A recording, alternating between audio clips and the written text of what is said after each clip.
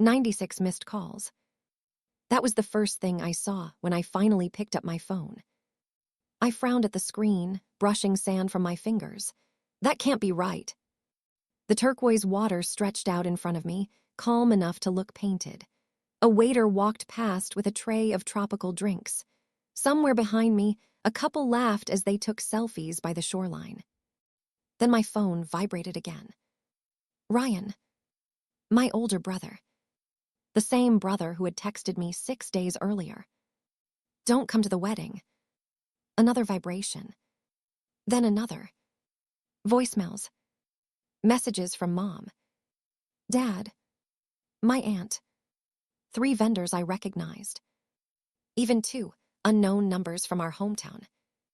I stared at the growing list, my stomach tightening despite the warm ocean breeze. Whatever had happened back home, it was big enough that the people who had no problem pretending I didn't exist suddenly couldn't stop trying to reach me. I locked the screen again. The ocean wasn't making demands of me. Neither was the sun. For the first time in nearly a year. Neither was my family. 6 days earlier, my phone buzzed while I was sitting at my dining table surrounded by color-coded wedding binders, vendor contracts, seating charts, and a spreadsheet that had taken me 3 weekends to perfect. Ryan's name flashed across the screen. I smiled automatically. Probably another last-minute question. Instead, I opened the message. Don't come to the wedding. I read it twice. Then a third time. No greeting. No explanation. Just 7 words. Before I could even decide how to respond, another message appeared. It's better for everyone. I kept staring at the screen, waiting for the joke. There wasn't one. Around me sat nearly 11 months of work. I had negotiated discounts when the florist doubled her prices. Found a replacement photographer after the first one canceled. Spent evenings comparing catering proposals. Built backup schedules in case flights were delayed. Paid emergency deposits out of my own savings because Ryan promised he'd reimburse me after the honeymoon. Every folder on that table existed because I wanted my brother's wedding to be perfect. And now, I wasn't even invited. I typed 3 different replies. Deleted all of them. If Ryan had wanted a conversation, he wouldn't have started with an order. Instead, I closed our chat, opened a travel website, and booked a 1-week trip to the Maldives. The money I'd set aside for wedding emergencies paid for an ocean view villa instead. When the confirmation email arrived, I leaned back in my chair for the first time in months. Not happy. Not angry. Just done. The only person I told was my manager. I won't need next weekend off for the wedding after all, I said. She looked surprised. I thought you were basically running the whole event. So did I. She didn't ask another question. Ryan never called. Not that day. Not the next one. Mom didn't ask why I wasn't coming. Dad didn't check on me. The family group chat stayed busy anyway. Pictures of decorations. Cake tastings. Countdown posts. Only 5 more days. Everything's coming together perfectly. My absence was simply edited out of the story. As though I had never been part of it. When my flight boarded, I silenced my phone before fastening my seat belt. Hours later, after landing in paradise, I switched on Do Not Disturb. Just as Ryan's name flashed across my screen for the first time since telling me not to come. I looked at it for a second, then slipped the phone into my beach bag without answering. What could possibly happen at a wedding that made the brother who disinvited me call 96 times? Ryan's calls kept coming. I only knew because every time I glanced at my phone to check the time, the notification count had climbed higher. 5 missed calls. 9. 12. I smiled politely at the hotel employee who handed me a fresh towel and slipped the phone back into my beach bag. For the first time in almost a year, someone else's emergency wasn't automatically becoming mine. I stretched out beneath the shade of a palm tree and watched the waves roll toward the shore. It was strangely quiet inside my own head. No vendor deadlines. No family group chats. No one asking, "Nellie, can you fix this?"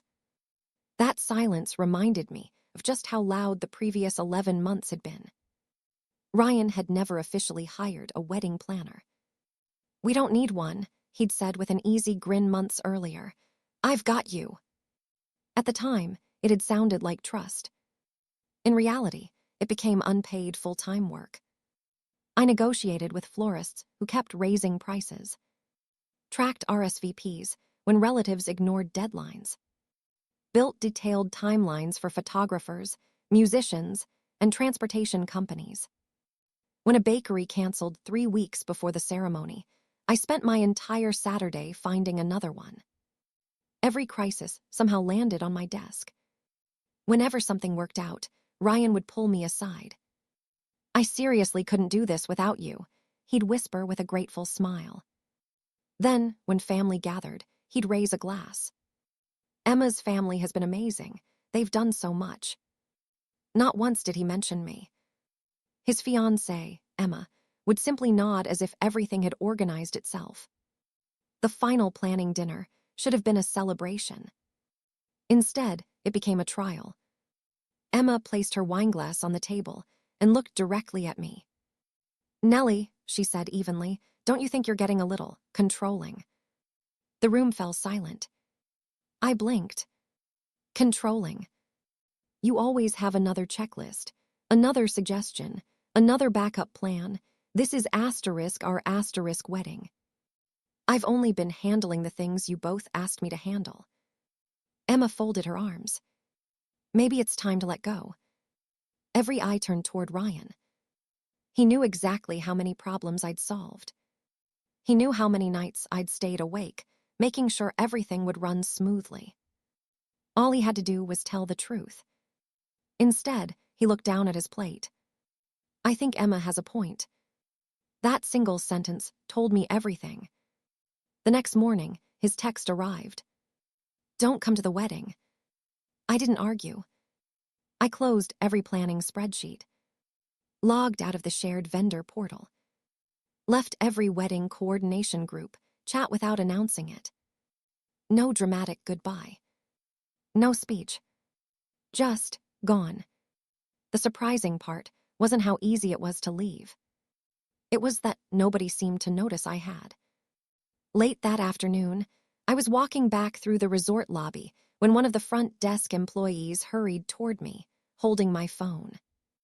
"Miss Carter," she said carefully, "someone has left you 17 voicemails saying your family is in serious trouble." The wedding morning began exactly the way Ryan had imagined. Sunlight poured through the ballroom windows. Guests admired the floral arrangements. A string quartet rehearsed softly near the altar. Champagne flowed through the reception hall as relatives congratulated my parents. Mom smiled proudly. Everything's finally coming together. Ryan adjusted his tie and glanced around with quiet confidence. "It'll be perfect." Then the florist walked over holding a clipboard.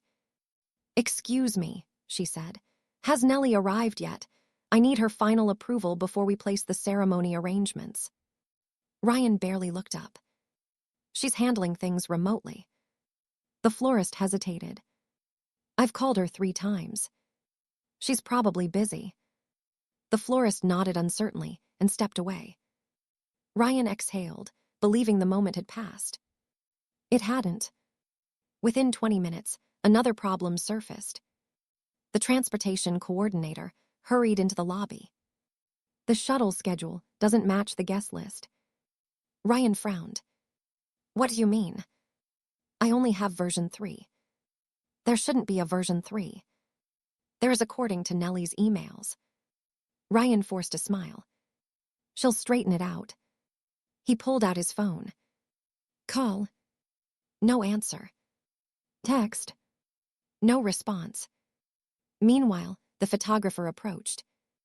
"I can't access today's timeline. Nellie usually sends the live schedule." Ryan swallowed. I'll figure it out. For the first time all morning, his confidence cracked. Back inside the reception hall, the caterer quietly pulled my father aside. We're still waiting on confirmation for the expanded dinner service. Dad looked confused. I thought that was already handled. It was supposed to be confirmed by Nellie. Ryan overheard the conversation and stepped in. She's taking care of everything. The caterer frowned. Then why isn't she answering? That same question began spreading through the venue. Where's Nellie? Has anyone seen Ryan's sister? I thought she was coordinating today. Every vendor seemed to ask the same thing. My parents exchanged nervous glances. Emma's smile became noticeably strained. The situation shifted from private concern to public confusion when one of Emma's bridesmaids frowned at Ryan. I thought you said Nellie decided not to come because she wanted a break. Ryan nodded too quickly. She did. The bridesmaid tilted her head. Then, why are all the vendors expecting her to be here? Nobody answered. The silence lasted just long enough for several nearby relatives to hear the exchange. Whispers began moving through the room. Something doesn't add up. What exactly happened? Before Ryan could regain control, another guest looked down at her phone. Oh. She turned the screen toward the others. Look what Nellie just posted. It was nothing dramatic. Just a photo of a white sand beach at sunset. The caption read, "Sometimes peace begins with accepting the invitation you give yourself." Within seconds, the picture spread through the family group chat. Faces around the ballroom changed. She's in the Maldives. Right now. Ryan's expression drained of color. Everyone suddenly realized I wasn't avoiding their calls. I was thousands of miles away. At that exact moment, the officiant walked over, lowered his voice, and said, "I'm sorry, but we can't begin the ceremony. Several required arrangements were never completed." The ballroom dissolved into controlled panic. The string quartet stopped playing. Guests who had been laughing over champagne now stood in small circles, whispering while checking their watches. Near the entrance, the florist carefully began removing arrangements that were supposed to be moved into the ceremony space. "I'm sorry," she told an assistant. "Without approval, we can't keep waiting." Across the room, the transportation company announced that 2 guest shuttles had already left according to the original schedule. Several elderly relatives had been taken to the wrong hotel. Ryan grabbed his phone again.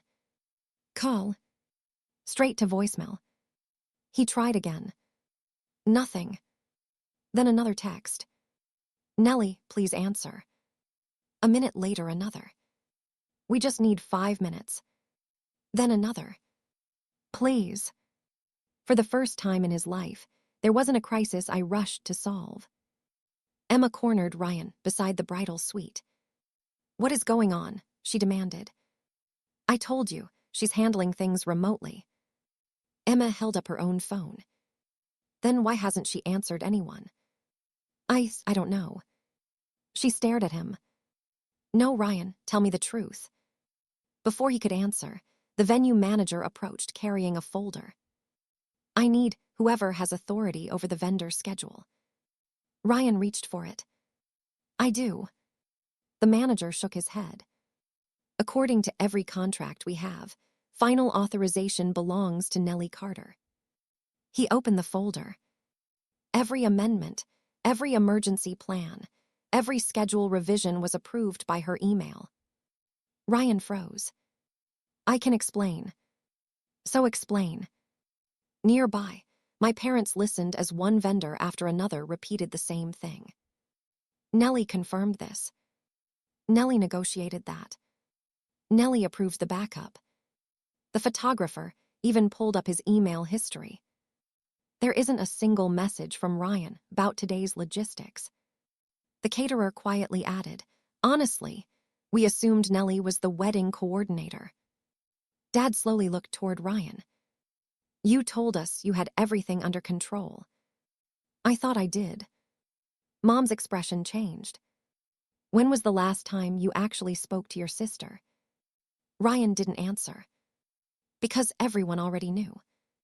Meanwhile, I was snorkeling above a coral reef, blissfully unaware that my phone had become the busiest device in the entire wedding. By sunset, the missed call count had climbed past 60. By the time I packed my suitcase for the flight home, it had reached 96. I finally looked through the notifications. Ryan, Mom, Dad, Emma, my aunt, the florist, the venue manager, 3 caterers, even the photographer. I could have called. I could have fixed everything. Instead, I placed the phone back into my carry-on. For the first time in years, I allowed people to experience the consequences of the choices they had made without expecting me to erase them. My plane landed just after sunset. As I stepped into the arrivals terminal and switched my phone off airplane mode, it rang almost instantly.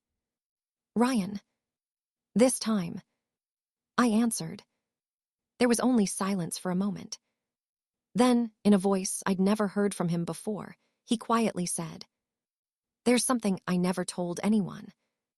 Ryan didn't start with an apology. He started with a long, shaky breath. I messed everything up. I stood near the baggage claim, my suitcase beside me as travelers streamed past. "What didn't you tell anyone?" I asked. Another silence. Then he finally admitted it. "I never thought you'd actually leave." I closed my eyes for a moment. "You told me not to come." "I know." "No, Ryan." My voice stayed calm. "You didn't ask for space. You didn't say you needed time. You told me not to come." "I thought," his words caught in his throat, "I thought you'd still help." I almost laughed. "You thought I'd organize your wedding after you disinvited me." "I thought you'd answer if something went wrong. You always do." That sentence explained everything. Over the next several days, the full story came out. After sending me that text, Ryan had told the vendors I would continue coordinating everything remotely. He told the wedding venue I was simply working behind the scenes. He told our relatives I had chosen not to attend because I wanted a quiet vacation after months of planning. He never admitted that he had pushed me out. More importantly, he never transferred any of the contracts, schedules, or approvals into his own name. Every backup plan still depended on me. Every emergency contact still pointed to me. He had built his entire wedding around one assumption: that I would never stop rescuing him. Emma came to see me a week later. She looked exhausted. "I owe you an apology." I invited her inside. She didn't sit down right away. "I believed you were trying to control the wedding." "You believed what you were told." She nodded. When everything started falling apart, every single vendor said the same thing. She managed a sad smile. "They all asked where you were." I didn't answer. "There wasn't one person who blamed you," she continued. "They blamed us." She handed me an envelope. Inside were copies of every receipt I had paid myself, along with a cashier's check covering every dollar. "Ryan insisted on paying you back," she said. "It doesn't erase what happened." "I know." Her eyes filled with tears. "It also doesn't fix what it cost us." The wedding had been postponed indefinitely. Not because of flowers or transportation. Because trust had disappeared before they reached the altar. Our parents visited the following weekend. Dad looked around my apartment before quietly saying, "We should have called you." Mom nodded. "We accepted Ryan's version without asking for yours." For a long moment, nobody spoke. Finally, Mom whispered, "How long have you been carrying everyone?" I looked at them. "I don't know anymore." Dad lowered his head. "I'm sorry we only noticed after you stopped." That apology meant more than I expected. Not because it erased the past. Because it acknowledged it. The vendors who had worked with me during the wedding planning, began reaching out over the following months. One florist recommended me to another client. The venue manager asked if I accepted independent consulting work. The photographer referred me to a corporate event organizer who needed someone reliable. Within 6 months, what had started as unpaid favors for family became a thriving event management consulting business. For the first time, my planning skills were valued instead of taken for granted. Ryan called occasionally, sometimes just to talk, sometimes to apologize again, sometimes to ask for help. The answer wasn't always yes anymore. And strangely enough, our relationship became more honest because of it. He finally understood that having a dependable sister had never meant having an unlimited safety net. Months later, I booked another vacation. This time, no family emergency interrupted it. No one expected me to fix their problems before enjoying my own life. As I watched another sunset over the ocean, I thought about the text that had once felt so cruel. Don't come to the wedding. At the time, it felt like rejection. Looking back, it was the first boundary I had ever been forced to accept. And by respecting it, I finally learned to create boundaries of my own. Sometimes the greatest act of self-respect isn't proving how much you're willing to sacrifice. It's quietly believing someone the first time they tell you they don't want you there, and having the strength not to show up anyway.